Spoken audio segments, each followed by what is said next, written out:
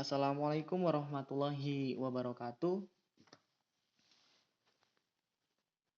Perkenalkan, nama saya Isnu Asaryuda, NPM 2021020087 dari Fakultas Syariah dan Hukum jurusan Hukum Tata Negara. Nah, di sini saya akan menjelaskan hasil diskusi makalah kami yang berjudul Toharoh.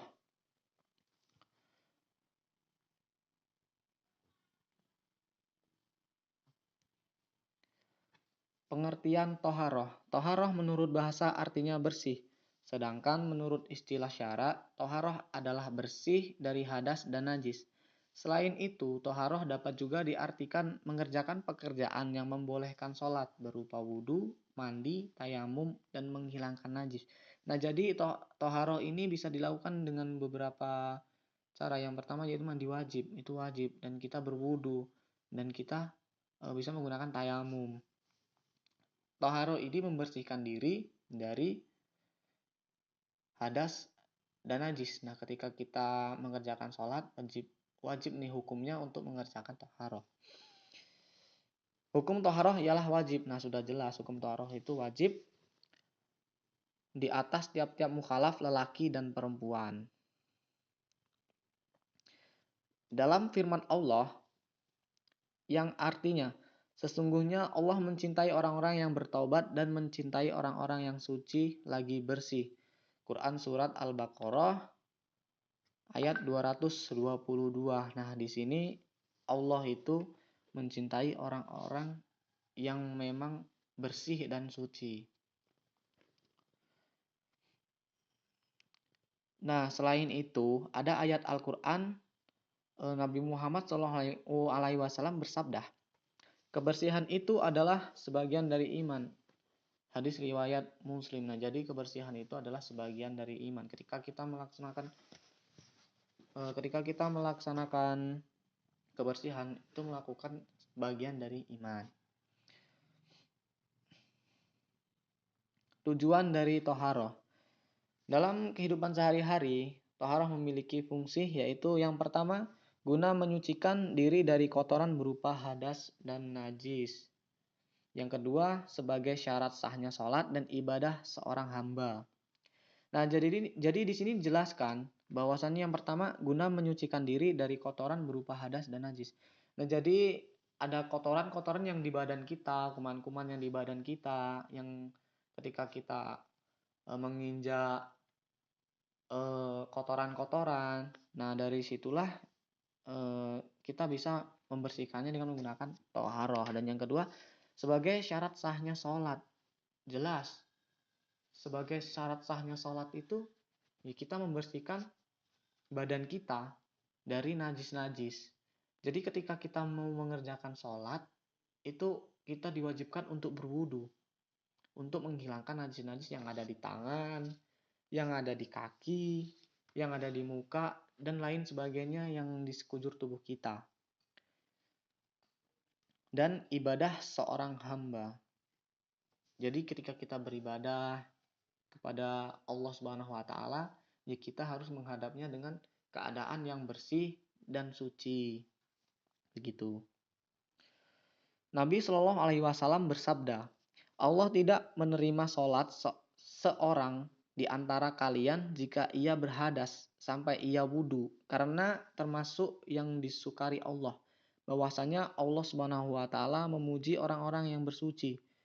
Firman-Nya yang artinya, sungguh Allah menyukai orang-orang yang bertaubat dan mensucikan dirinya. Nah, jadi di sini dari sabda Nabi Muhammad Shallallahu alaihi wasallam itu, Allah itu tidak akan menerima sholat ketika orang itu tidak dalam keadaan suci. Jadi memang kita diwajibkan benar-benar untuk suci ketika kita menghadap kepada Allah Subhanahu wa taala. Manfaat toharoh. Untuk membersihkan badan, pakaian, dan tempat dari hadas dan najis ketika hendak melaksanakan suatu ibadah. Manfaatnya selain daripada untuk membersihkan badan, toharoh ini juga bermanfaat bagi diri kita. Yang pertama, terjauh dari penyakit. Nah, di sini dijelaskan bahwasanya terjauh dari penyakit itu ketika kita melakukan toharoh itu kan membersihkan diri. Kita berwudu, kita mencuci tangan, ketika kita mencuci kaki. Nah, dari situ ketika kita makan pun setelah kita bertoharoh maka tangan kita pun bersih karena kita sudah berwudu. Nah, contohnya seperti itu. Maka terhindar dari penyakit, jauh dari penyakit. Dan yang kedua, setan jin tidak menyukainya. Sudah jelas karena jin dan setan itu memang makhluk yang suka dengan kotor-kotoran begitu kan. Nah, ketika kita melakukan toharoh, kita suci dari hadas dan najis, maka setan, jin itu tidak menyukai begitu. Tetapi kalau kita dalam keadaan kotor, itu mereka sangat menyukainya karena setan dan jin itu sangat menyukai orang-orang yang kotor. Dan yang ketiga, disukai sesama manusia. Nah, ketika ketika kita bersih, kita mandi ataupun kita berwudu dan ketika kita ngumpul bareng pun pasti orang-orang senang gitu melihat kita itu bersih, banyak yang dekat begitu. Karena kalau kita kotor pun siapa begitu yang mau mendekati kita? Tidak ada yang akan mendekati kita ketika kita kotor, dalam keadaan kotor. Yang keempat, dekat dengan Allah dan para malaikat. Nah, karena Allah dan malaikat ini menyukai orang-orang yang bersuci, maka dari itu Allah dan malaikat ini bisa dekat dengan kita karena kebersihan dan kesucian kita. Dan yang kelima, sebagai penghapus dosa. Sebagai penghapus dosa. Nah, ketika kita bersuci ataupun melakukan toharoh untuk menghilangkan hadas dan najis, itu sama saja kita menghilangkan dosa-dosa yang ada di sekujur badan kita. Kita membasuhnya, kita merontokkan segala dosa-dosanya, kita merontokkan dari ujung kepala sampai ujung kaki. Nah, jadi disitulah ketika toharo bisa menghapus dosa. Syarat wajib toharoh. Yang pertama, Islam. Syarat wajibnya adalah Islam. Dia benar-benar orang Islam. Itu syarat wajibnya. Yang kedua, berakal sehat. Berakal. Berarti di sini jelaskan bahwasanya ketika berakal, ketika kita melakukan toharoh, ketika kita melakukan toharoh, orang itu berakal sehat. Jadi berakal sehat, tidak gila lah, tidak gila, sepertinya tidak gila dia. Itu ketika wajib toharoh. Yang ketiga, balik. Balik itu ketika laki-laki sudah menginjak umur dewasa, sudah pernah mimpi basah, yang perempuan juga sudah haid, itu dinamakan dengan balik. Yang keempat, masuk waktu. Masuk waktu ini atau untuk mendirikan sholat fardu. Nah, jadi ketika kita ingin melaksanakan sholat, masuk waktu sholat, itu diwajibkan kita melakukan toharoh. Memang benar-benar diwajibkan karena kita mau menghadap sang penguasa, jadinya wajib tuh hukumnya untuk kita melakukan toharoh agar bersih. 5 tidak lupa. 5 tidak lupa. Nah, jadi ketika kita melakukan itu ya kita tidak lupa begitu kan. Kita sudah melakukan atau belum. Ketika kita ragu-ragu, memang kita ragu-ragu, sebaiknya kita melakukan toharoh seperti kita berwudu 1 jam yang lalu. Kita melakukan sholat yang selanjutnya. Nah, kita ragu-ragu. Ketika kita ragu-ragu, lebih baik kita melaksanakan wudu lagi. Nah, melaksanakan wudu lagi karena kita tidak tahu apakah kita tadi batal ataupun kita menyentuh perempuan ataupun kita keluar angin, kan kita tidak tahu. Makanya ketika kita ragu-ragu ataupun kita lupa, ya kita harus melakukan lagi melakukan toharoh lagi gitu biar kita suci. Dan yang keenam, tidak dipaksa. Jelas tidak dipaksa melakukan toharoh, tidak dipaksa. Yang ketujuh, berhenti darah haid dan nifas. Nah, ketika sudah berhenti haid dan darah nifas, itu kita wajib melakukan toharoh untuk kesucian diri kita. Wajib hukumnya. Karena keluarnya darah haid dan nifas itu kotoran-kotoran yang ada di dalam tubuh seorang wanita. Jadi kita harus melakukan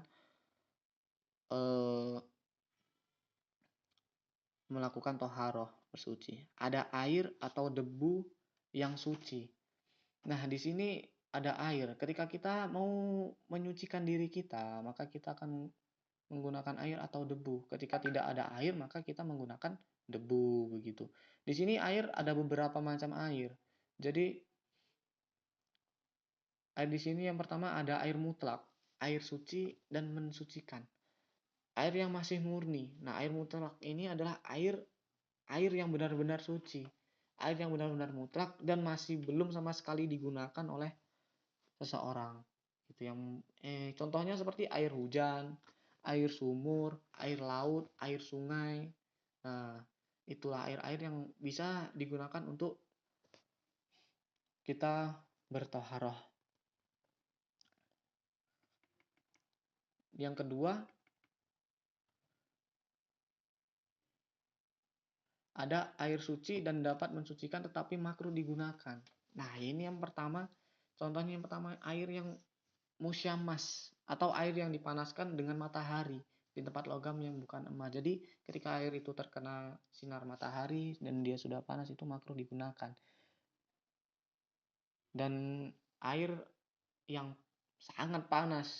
Nah, ketika air yang sangat panas ataupun air yang sangat dingin ketika kita digunakan untuk berwudu, itu belum tentu kita menyempurnakan wudu, dikarenakan karena sangat panasnya air dan dinginnya air sehingga tidak tahan, maka belum tentu untuk menyempurnakan wudu, begitu. Yang ketiga,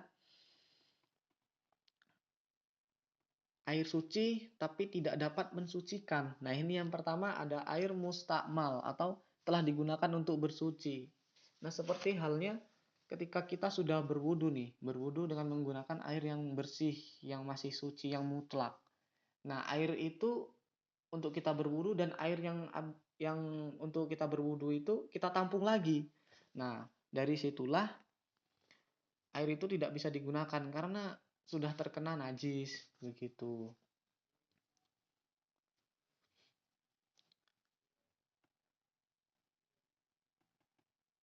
Dan yang kedua ada air mutlak yang berubah sifatnya.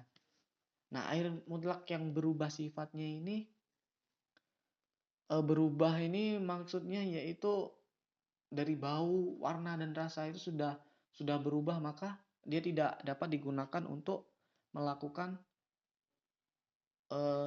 toharoh karena memang benar-benar tidak bisa digunakan ini airnya karena sudah berubah bau. Karena kalau ketika air itu bau kan berarti air itu sudah kotor.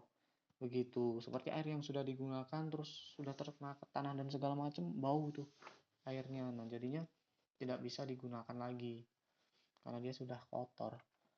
Air mutanajis. Air mutanajis yaitu air yang kemasukan najis sedang jumlahnya kurang dari 2 kula. Nah, jadi di sini air yang terkena najis, bahkan ketika kita berwudu kurang dari 1 kula tempatnya misalkan, nah kita terkena tangan saja itu sudah najis airnya. Jadi ketika kemasukan sedikit najis saja kurang dari 2 kula, itu sudah tidak bisa digunakan lagi.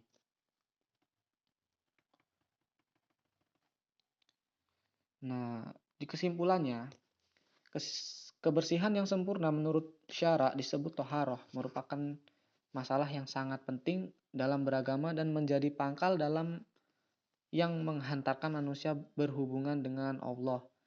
Tidak ada cara bersuci yang lebih baik daripada cara yang dilakukan oleh syariat Islam. Karena syariat Islam mengembara manusia mandi dan berwudu. Walaupun manusia masih dalam keadaan bersih, tapi ketika melaksanakan sholat dan ibadah lainnya yang wajib berwudu, begitu juga dia harus pula membuang kotoran pada kotoran dan tempat ibadahnya dan mensucikan karena kotoran itu. Nah, jadi dapat disimpulkan bahwasanya toharoh itu sangat penting bagi kehidupan umat beragama Islam, karena ketika kita menghadap ke Yang Maha Kuasa itu harus dalam keadaan bersih. Mungkin cukup sekian yang dapat saya jelaskan. Apabila ada kekurangan ataupun kata-kata yang salah yang kurang berkenan di hati, saya mohon maaf yang sebesar-besarnya. Akhirul kalam ihdinas syiratal mustaqim. Wassalamualaikum warahmatullahi wabarakatuh.